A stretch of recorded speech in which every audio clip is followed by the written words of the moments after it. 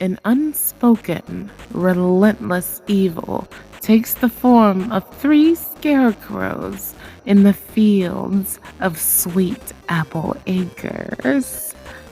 What will happen the night when Applejack and Applebloom stumble upon them on a camping trip? The Scarecrows. Written by 21 Late Nighter. Chapter 1. The fields are haunted.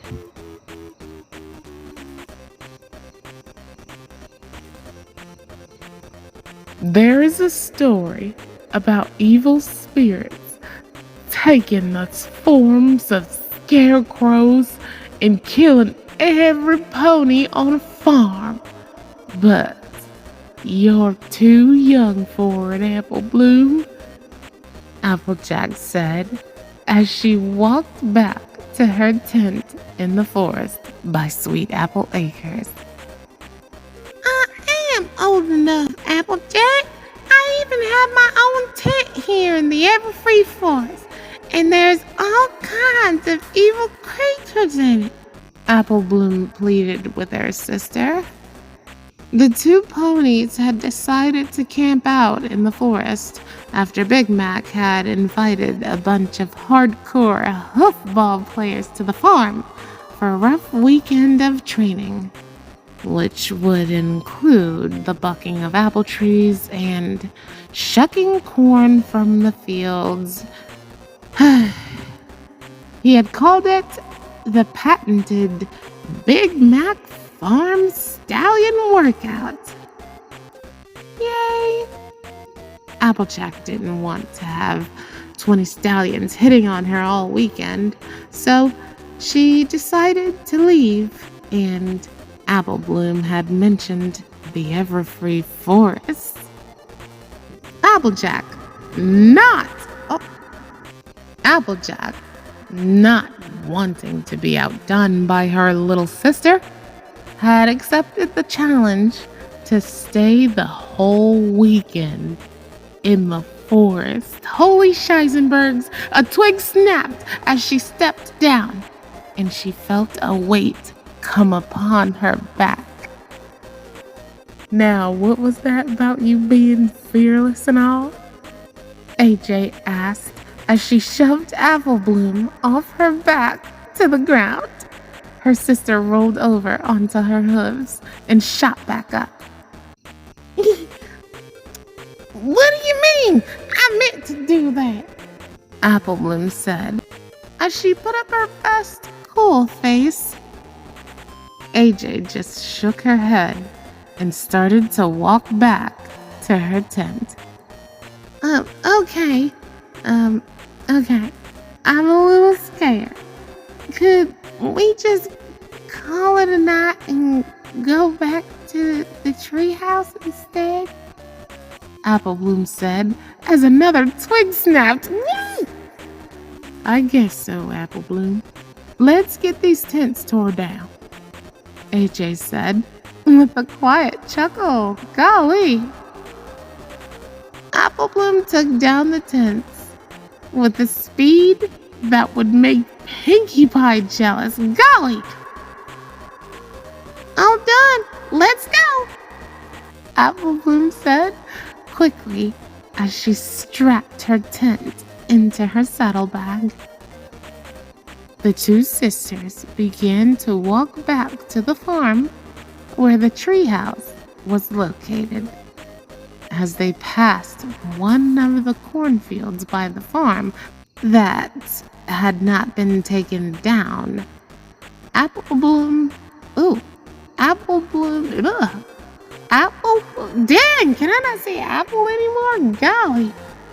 Applebloom went pale as a ghost. What's wrong, Applebloom? You look like you just seen a ghost, Applejack asked as she walked by the field. There were red eyes staring at at me from the cornfield, sis," Applebloom squeaked out as she cowered by her sister. "Oh, shucks, you're just seeing things," Applejack started, but watched as two red beams looked towards her from the corn, watching without blinking, without emotion. Applejack began to back away slowly, her eyes fixed upon the two staring back at her. She began to shake with fear as the eyes began to move up and down, as if they were moving with a body towards her own. Let's get moving and hope that they don't follow us," she whispered as she picked up her speed to a trot. They heard a noise like a scythe being dragged across the ground as they hurried to the farmhouse. Then they began to hear screams. A banshee, or something worse, the headless horse. They began to full out run, and the screams grew louder, and another seemed to join in, calling the other. "Faster, Applebloom! Faster! Come on, sis, run! We gotta get back to the house!" Applejack yelled with a touch of fear in her voice as she ran. Applebloom began to fall behind her as her legs were shorter. "I'm running as fast as I can, sis. It's gonna get me!"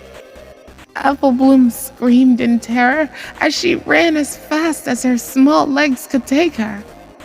Just then, one of the screams ended in an "Yep," and Applejack stopped dead in her tracks.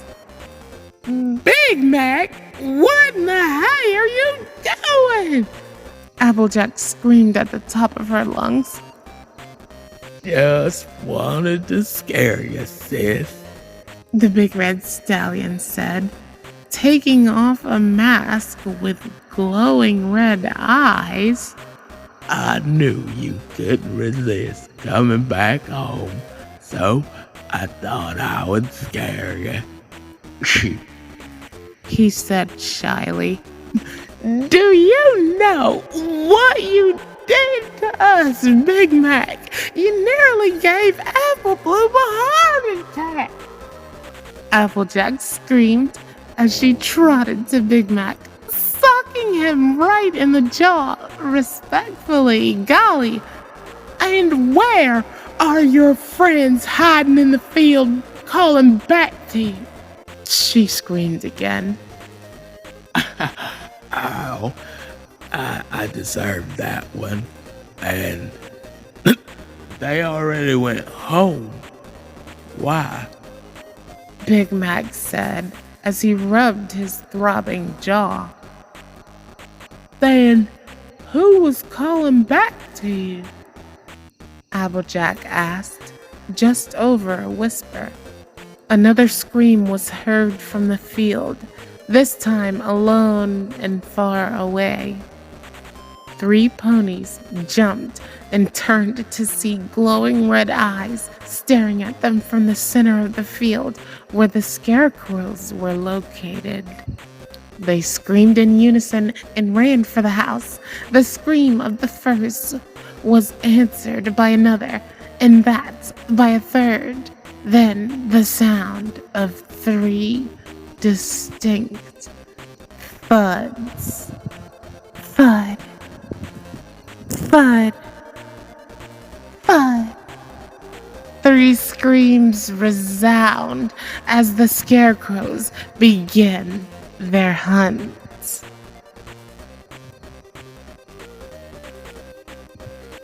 Chapter 2: Scarecrows. The three siblings reached the front door of the farmhouse and threw it open with deadly force. Golly, the noise woke up the elderly pony sleeping on the rocking chair in the living room. Yeah, what? Who was there? Came the distant voice of Granny Smith. Granny, there's something in the cornfields. Something with glowing red eyes and screams like a banshee, AJ said, terrified to her grandmare. She was shaking to the bone with fear, and her teeth chattered even though she kept her mouth clenched shut. It chased us back here to the house. You thought Granny said as she listened to their story. I tell you, you come up here with some whoppers. She said as she got up slowly and hobbled to the kitchen as the three ponies locked up in fear. Granny ran into something hard, but soft at the same time. She looked up to see what appeared to be a pony scarecrow. No, you were telling the truth, she said softly. The scarecrow reached out and grabbed Granny by her hair and began to drag her away. Granny began to kick and hit the scarecrow as it moved, and it took the other hoof and snapped her neck. Applejack winced as she heard the bones of the old mare's neck crunch and snap, bending the pony's neck to an awkward angle.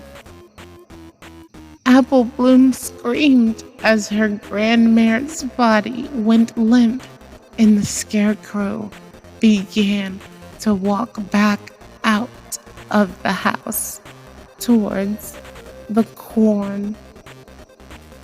They turned around to see another one standing behind them. Big Mac kicked the scarecrow as hard as he could and hit it right in its gut. It was thrown backwards into the wall where a family picture of the Apple family fell onto the scarecrow and shattered.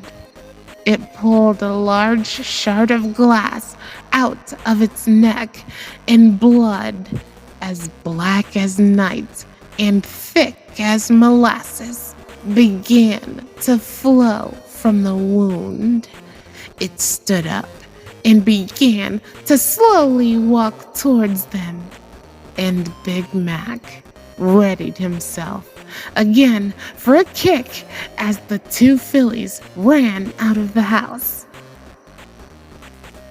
He went to kick again, but the scarecrow swung the glass shard deep into Big Mac's flank.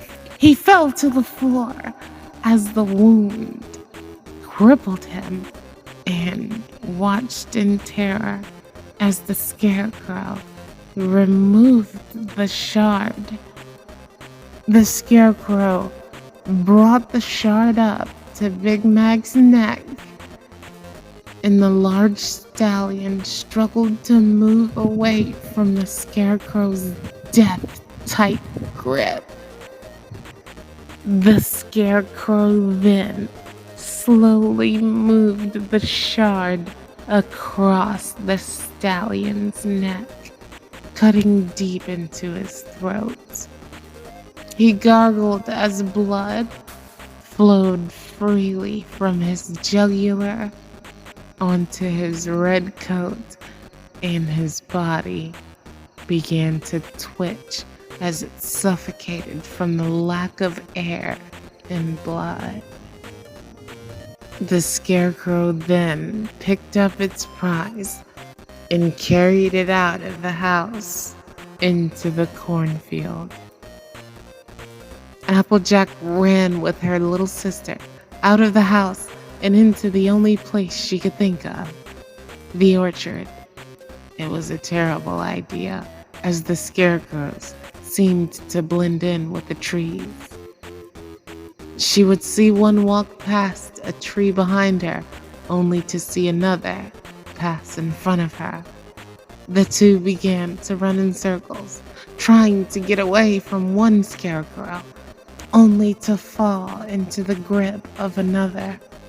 She heard a noise behind her and turned to see all three scarecrows looking down at her and Applebloom.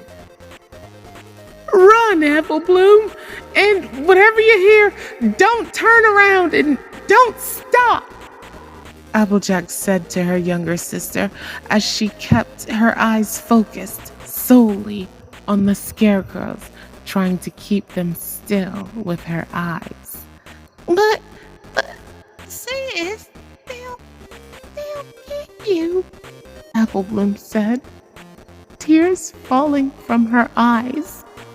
Just run, Applebloom, and don't turn back till dawn, AJ said as one of the scarecrows began to reach for Applejack. She fought back, and another grabbed a hold of her legs. Applebloom did as she was told and ran as fast as she could. She heard the screams of her sister as they dragged her off to the cornfield. Applebloom had to save her sister. She stopped and turned around and ran towards the cornfield where the scarecrows usually sat. She was surprised that they didn't chase her through the field. She ran further into the field, hearing only the muffled breath of her own body. Applebloom was horrified when she reached the middle of the field. Her family was nailed to each of the crosses that once held the scarecrows. Applejack was nailed to the center cross and began to cry as she seen Applebloom. Yeah, Applebloom. Applebloom, why'd you come here, Applebloom? AJ asked softly, her body convulsing with tears. You fell right into their trap. The scarecrows walked out from just behind of the bros. Each one had a large butcher knife, and they moved towards Applebloom one step at a time. Step. Each step they stopped, and with each step, Applebloom began to shrink down to the ground. Step. Step. Step. Step. Step. They were right in front of her. The first one stabbed at Applebloom and missed, but the second struck her in the side, just behind her ribs, piercing the bottom of her lung. She screamed as the blade bit into her body. The third one then raised its knife and plunged it deep into Applebloom's chest, slicing through her heart. Applebloom's eyes shot open and saw, instead of 3 scarecrows, a campfire. You fell asleep, Applebloom. Come on, let's go to sleep in the tents, AJ said, as she began to walk into the single tent in the backyard of the farmhouse. Applebloom heard Granny Smith holler good night from the house, and a dozen or so yes yeah came from the barn. She walked into the tent with her sister And just as she fell asleep, a pair of glowing red eyes began to shine from the corn, silently and patiently waiting for the apples to go to sleep so it could kill them all. Author's note: did my dark fix improve any? That's all I gotta say. And that's good. Feels good.